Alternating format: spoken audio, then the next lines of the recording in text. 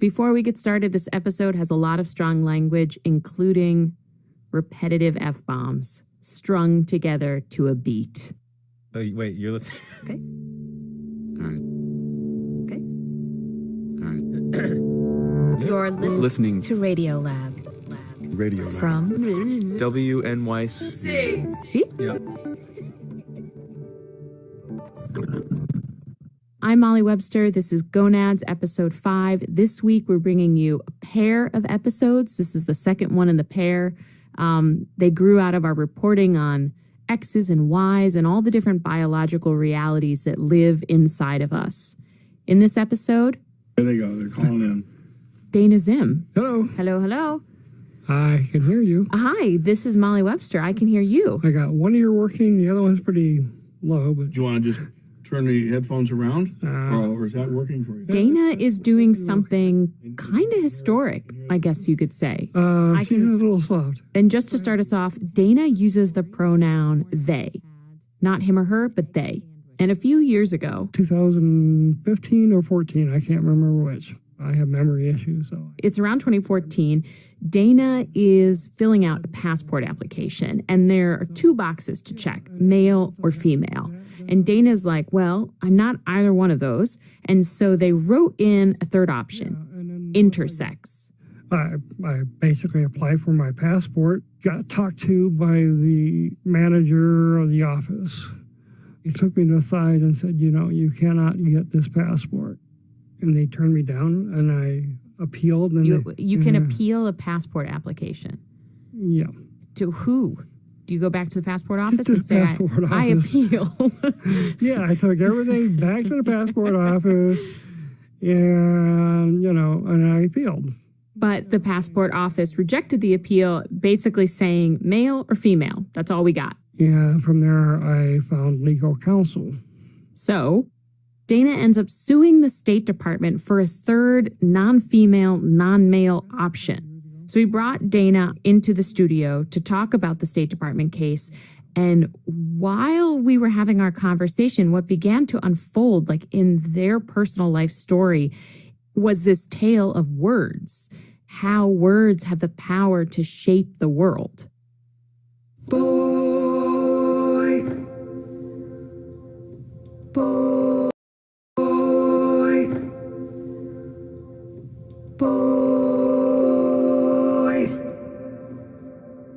I was an Air Force brat, so we moved all over the place. Dana was born in 1958, Michigan. Who was in the military, your dad or your mom? My dad, he was a career Air Force pilot.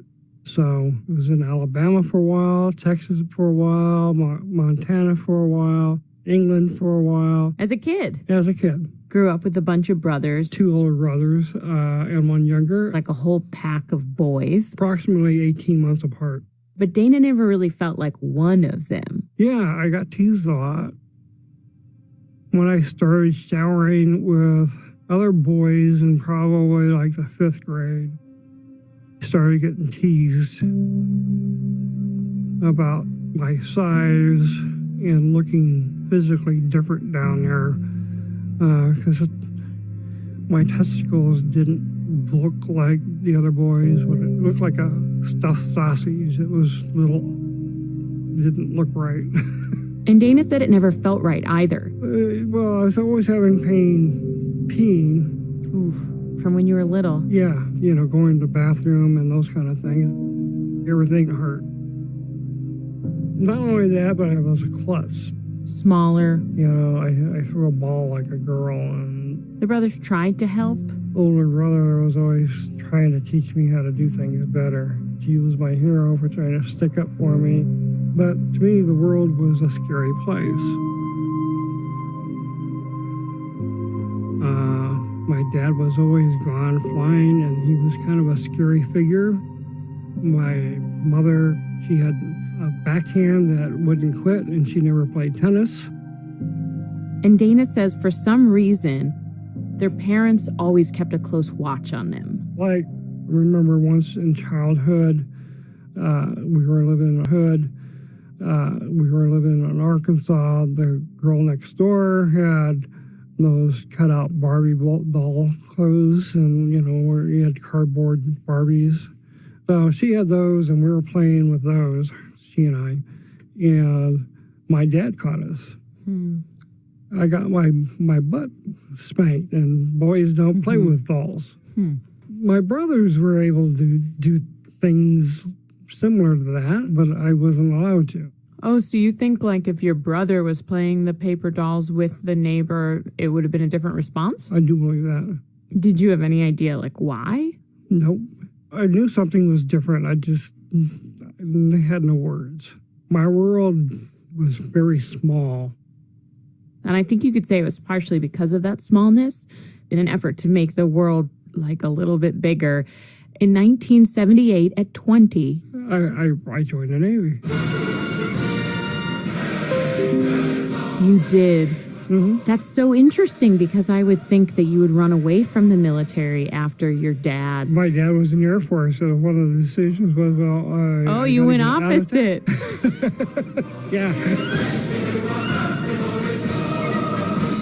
I went to... Some 60 Americans are now beginning their 6th day of captivity in Tehran. The Persian Gulf, and then... small group of islands on the edge of the Antarctic. The Falkland Islands.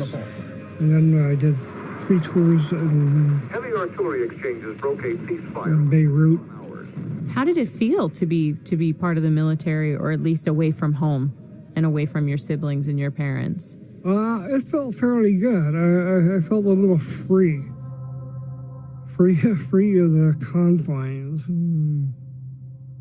But a couple things happened when I was in the Navy, about 5 years in. First, people started thinking I was gay. Not that I did anything to encourage that. I didn't date anybody. I didn't do anything. Or do you remember how that started or why? Well, because I was so small, I didn't go out drinking and trying to pick up women with the guys. And there was somebody on board my first ship who I guess was putting books and magazines on my rack. Very gay content. Gay porn or something. Explicit gay porn and some books. You could think that leaving gay porn on someone's bed or bookshelf is not that big of a deal, or it's some sort of like initiation thing or something. But this was at a time before Don't Ask, Don't Tell, where if you were gay, you were kicked out. And so I got caught up in the witch hunts. At one point, the NIS, which is a precursor to the NCIS. The National Institute of Security? Navy Intelligence Service. Oh, okay. So close. Give me another acronym. I'll nail it. Anyway, so they interrogated me about, who I was dating, who I had sex with. Really? Those kind of things. And then while all that was happening, when I was in Beirut, on my second tour, late fall, 1982. Dana was working below deck doing some paperwork in a noisy fan room, and an announcement went out on the ship that said that they're going to do a test launch of one of the gigantic missiles on board. But Dana didn't hear the announcement because they were in the super loud room. And I get done with my paperwork. I open the hatch to go back into the ship, and I step out. The gun goes off. Firing a 70-pound projectile. Maybe 20, 30 feet away from my head. Holy crap. Yeah. And, and the corpsman basically wiped blood out of my ears, gave me some aspirin, and said, well, you'll get your balance back and go back to work. Basically, back in those days, they didn't know really weren't too concerned about brain injuries or anything like that. They just say, hey, you just go back to work, you're fine. They didn't really realize how much screwed up you can be from them. Dana says that ever since that time... Yeah, I have a hard time looking backwards and telling time. Needless to say, after the witch hunts and the brain injury... They asked me to re-up, but I'm like, no. But when I got out, 4 years after I got out, I think it was, or a little bit longer, I started going to Colorado State University. And I was about 30 years old when I started college. During their first semester, Dana was in a poetry class, And Dana says something in the words of those poets and in the class discussion pushed them to go see the college therapist. I walked in and said, well, you know, I think I'm depressed and I think I'm gay. Gay. Gay male. Tell me more about the why you thought you were gay. Well, two things. All that confusion going on in my mind that, you know, am I a boy or girl kind of thing is I don't really know what the hell is going on with me anyway. Dana says that they didn't really feel like a boy, like the way other boys do. They kind of felt like an off-kilter kind of boy. And what do you call that? And then all these witch hunts in the Navy got me really started thinking about whether I was or not. Like maybe those guys were seeing something. Whether I was or not. Like maybe those guys were seeing something that Dana couldn't see yet that was true. I thought, well, I must be a gay man because I didn't know anything else. I didn't know how any other term.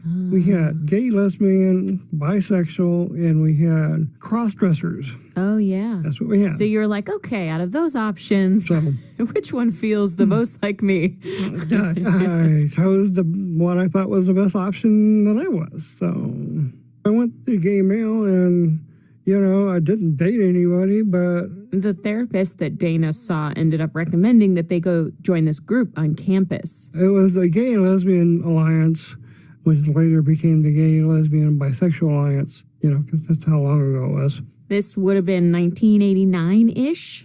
Yeah. Like walking into that group. What did that, here I am. What did it feel like to here you are? My heart was pounding like mad. You know, I didn't know what to expect. And they just said, oh, welcome, have a seat. They didn't ask who you dating, who you fuck, or anything like that. Those would be some hard first questions. I think I'd run if someone started a conversation well, you know, with that. Those are the thoughts that went through my mind. It's like, you know. You thought there was like an entry visa? For you to like you sign off on certain things? Yeah. Yeah, but they were. My heart was pounding like mad. You know, I didn't know what to expect. And they just said, oh, welcome, have a seat. They didn't ask who you dating, who you fuck, or anything like that. Those would be some hard first questions. I think I'd run if someone started a conversation with that. Those are the thoughts that went through my mind. It's like, you know. You thought there was like an entry visa? For you to like you sign off on certain things? Yeah. Yeah. But they were very welcoming, and I thought, well, you know, at least there's a place that I can hang out where people accept me for being different. Within a short while, Dana is not just going to meetings, but is protesting with the group. Because around that time, something called Amendment 2 was proposed in Colorado. The amendment bans or repeals any state or local law that protects homosexuals from discrimination. Amendment 2 flares up in Colorado, so we got ourselves pretty organized. I went to the Larimer County Republican Convention thing. Oh my God, really? Yeah. Did you speak? I tried to. Got booed off the stage. Oh, so you became something of an activist. Yeah, I was a spokesman for the Student Alliance. Oh, so you really found a home there. It felt pretty good. That's when I started winking up or being woke or whatever the term is. You were. I love it. I starting to. I'm a lot more woke now than I was then. It was like I got my first sip of coffee and the caffeine started to like, okay. Activate your brain. You're like, oh, the world looks so different, so many colors. Yeah. There was one problem, though. Living as a gay man as I was at that time. Dana was not gay. No. They felt at home as a gay man, but they were mostly. No. They felt at home as a gay man, but they were mostly attracted to women. And towards the end of college, in their late 30s. Well, I was in art school, working in the fibers department, doing my studio classes. This woman, Winnie, kept coming in and watching me work. She got to know me, I got to know her, and we started dating. We got married. Really? Yeah. Wow, you went all the way to marriage? Yeah. And this is early aughts or like late 90s? 2002. Okay. 2007, we got divorced. 5 years. Yeah. Didn't work out. We both had issues we weren't dealing with. Dana says this period of their life, up through the marriage and through the end of it, it was very confusing. They were just trying to figure out where they stood, and they were trying out all these terms like bisexual, also trans woman. How did that idea get into the room? Well, because, I was hearing more and more about trans people and starting to read a little bit about it. And so I'm like, well, maybe. And why did that feel more true than gay male or straight male? Well, because I knew this, there was a feminine quality about myself that I had to recognize. Okay, so I thought, well, if I'm not a man, I must be a woman. And the only kind of woman I thought I could be was going to be a trans woman. Meaning to Dana, a person who was born male but identified as a woman. Right. So you're like, holy crap. So you were like, that's so interesting that like... Well, that's where I went to. I can't explain how. That's the only... Yeah, that's it. It's just, it's like in a world where there's limited words, you're just like trying to figure out the word that fits you. Right. It's like these small steps towards a truth. Mm-hmm.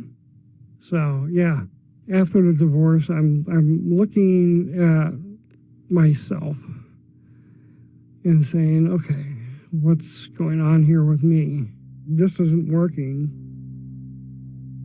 What Dana discovers after the break. It was so cool. Hi, this is Annette calling from Newcastle, California. Radiolab presents Gonads is supported in part by Science Sandbox, a Simons Foundation initiative dedicated to engaging everyone in the process of science. Additional support for Radiolab is provided by the Alfred P. Sloan Foundation.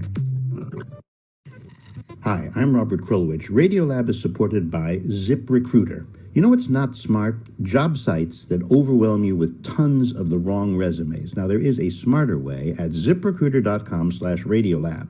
ZipRecruiter's powerful matching technology finds the right people for you and actively invites them to apply. So it's no wonder that ZipRecruiter is rated #1 by employers in the U.S. based on Trustpilot ratings of hiring sites over 1,000 reviews. And right now, Radiolab listeners can try ZipRecruiter for free at ZipRecruiter.com/Radiolab. That's ZipRecruiter.com/RADIOLAB. Hey, it's Chad Abumrad. This season of More Perfect from WNYC Studios might be the most perfect yet. 19th Amendment. Women have been fighting for the legal right to vote since the 1840s. This season, we are making an album featuring, for example, Dolly Parton. An album of songs and stories inspired by the amendments to the U.S. Constitution. Listen to More Perfect wherever you get your podcasts. We're back. Episode 5, the story of Dana Zim. At this point, Dana is divorced and feeling really unsure about who they are. They tried boy, girl, trans, bi, gay male, and marriage. And none of it seemed right. I was really disheveled. I was crying. I was like, I wasn't taking care of myself. Dana says at this point, they started to really wonder, where is all this confusion coming from? So I started digging deeper. Okay, a lot of stuff was going on. What happened to me as a child? Dana had always had these memories, some of them hazy, of having surgery as a kid, being 3, 4, 5, 6, and being in the hospital. So I was pretty much there alone most of the time. My grandparents visited me once. My dad was there once. How many surgeries do you think there were? I don't know. Wow. But more than one. Definitely more than one. Between 3 and 6 years old, I had multiple. I just don't know how many. Dana only had like tiny fragments of these memories. I mean, it's hard to remember anything when you're 3 anyways. But now, in their 50s, Dana started to look back and wonder, what were those surgeries?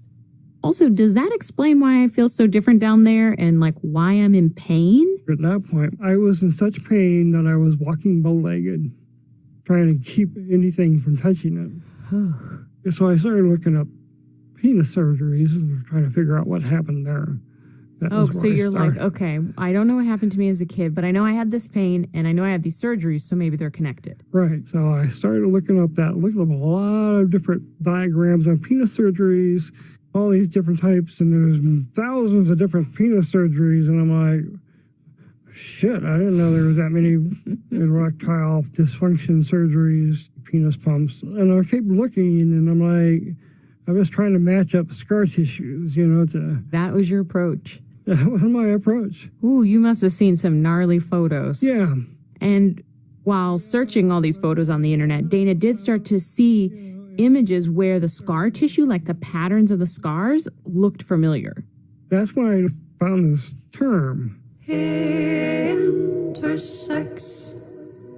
Intersex, and I'm like... It just popped up on the screen? It popped up on one of these surgery things, intersex, and I'm like, what the hell is that? So I typed in intersex, and lo and behold, the internet was full of information on intersex, and bells are really starting to go off, ringing in my head, going, oh, maybe. Yeah. And I was just starting therapy at the VA hospital up in Cheyenne, Wyoming. She convinced me to go see a urologist at the VA, and he confirmed, yes, indeed, I was intersex. Intersex. What does intersex actually even mean in your case? Because it can mean a lot of things. Like, what did the doctor say my doctor told me I was born with ambiguous genitalia and that they constructed basically my genitalia to look male. In other words, like Dana wasn't born with what the doctors would consider male or female genitalia. It was like they had something that seemed to be either an enlarged clitoris or maybe a small penis. It was unclear.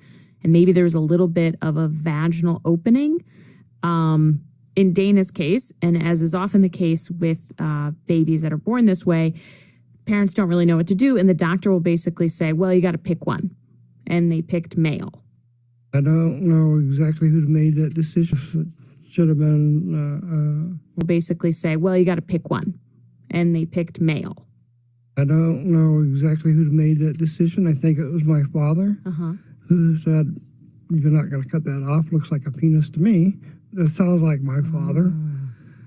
But anyway, the doctors, they constructed a penis that should have been a large clitoris probably.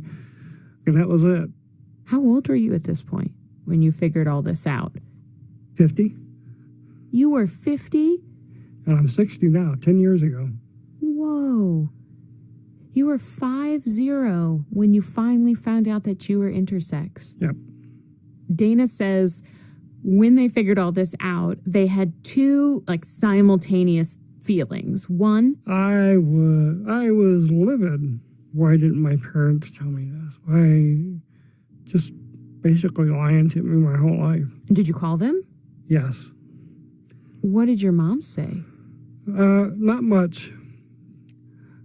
She basically was angry back at me. She said, "You're a boy." Not much. She basically was angry back at me. She said, "You're a boy. You'll always be a boy." Was your father still alive when you found out about the intersex? Oh, yeah. I called him, too. And what did he say? He him and hawed a lot and kind of said he was sorry, which is where we start reconciling. Did he explain where he was coming from at all when you were little? No, not really. But, I had to learn how to forgive myself for all my anger with my parents and forgive them as well. But Dana says that, like, amidst processing that rage, I was actually euphoric for almost a year. Tell me about the euphoria. Why? Because I finally had an answer. I mean, it was a question I had asked and wondered about my entire life up to that point. The question being, am I a boy or a girl? And the answer was yes. Both. Yes. So I was euphoric. What does euphoria feel like to you? Walking on air. Oh, yeah, I know what I am. But I had to break the binary for myself. That was... Break the binary. Yeah. Like, okay, if I'm not a man or I'm not a woman, I must be intersex or hermaphrodite, and that works.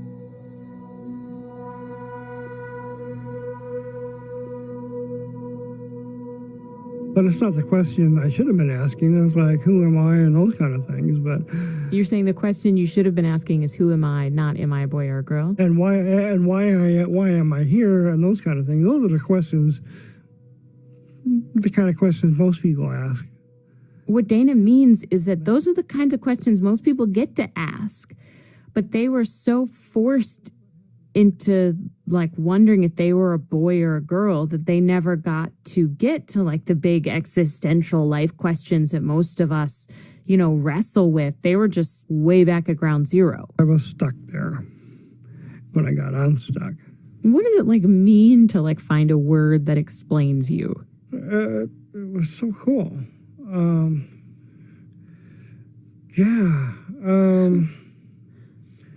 I think it was probably the happiest times in my life. You now identify as a herm, intersex, non-binary, queer. Yep. Is there anything in that do you feel like fully free and found and sort of euphoric in you now, or is there anything that still feels confining? Yeah, it pretty much is. I just had a T-shirt made up that says that, but it says, you know, AF at the bottom of it. Herm, intersex, non-binary, queer as fuck. As fuck. Oh, as fuck. Or and funny, I don't know. Herm, intersex, non-binary, queer as fuck. You're like, that's pretty much it. I got to put on a T-shirt. Hope nothing else changes. Herm, intersex, non-binary, queer as fuck. However you want to put that. Yeah.